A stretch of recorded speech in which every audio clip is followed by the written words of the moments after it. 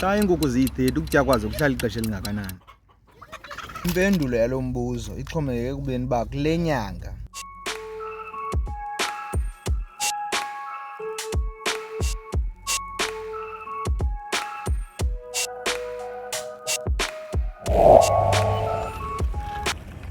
ixhomekeke ukuba kule nto ininzi yale bird flu iqhubekayo ndiza kuqhubeka ndigcine iinkukhu ezingaka uba ifikile iinkukhu ezifayo umsasazi mazibe zisifa thina ngoku siyotya imigidi ezilalini thina.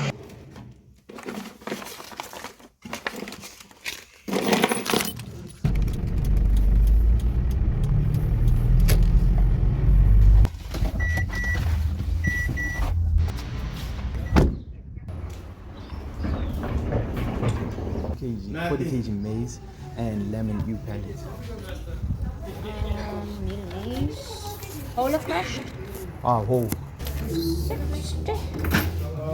Thank you, sir. Thank you.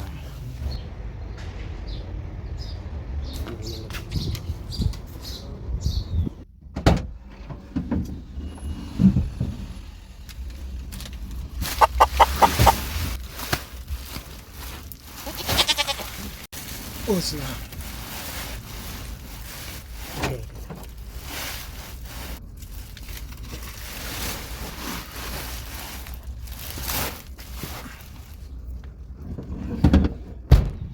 Ngathi icebo mazike ziphunguke.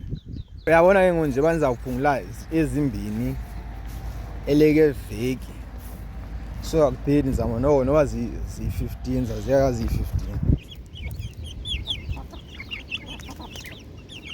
Ingxaki ilungile ngokuba ke umntu nomntu ubeka le nto ayithandayo. Umthi wende. Napha kwezaa ndawo endingazozibiza ngegama. Umcimbi ulungiswa ngalaa nto. Nantsi ingxaki ke ngoku ivela. Yabona ezi nkukhu zinento omane kuthi xa kunetha kungena amanzi apha kanye kule ndawo zivale. Kule ndawo ndivala kuyo kungena amanzi apha ngaphantsi. Ngoku uvuleke umngxunya zimane ziphuma. Ingathi ngeyivaleka.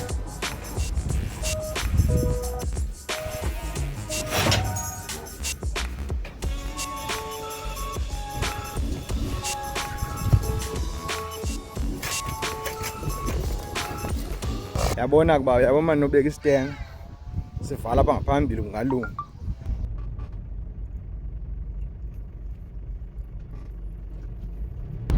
Ngakhona kwisikhukukazi sizimisela uba sizawuthi xa sibona amaqanda siwaxhole.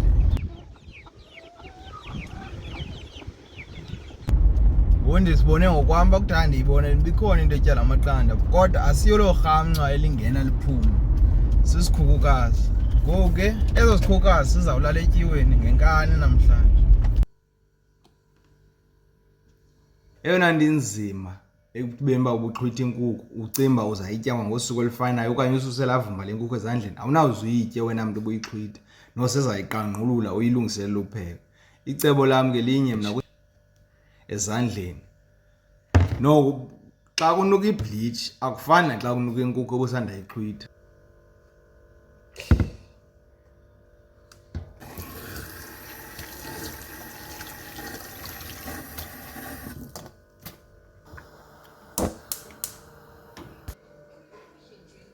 Ipoqile ke ngoku ivumba lenkukhu ebixhwithwa kodwa ke ngokubuyela kulaa mbuzo woba ezi nkukhu umbona wazo uhlala ixesha elingakanani kwiiveki ezimbini okanye enyangeni.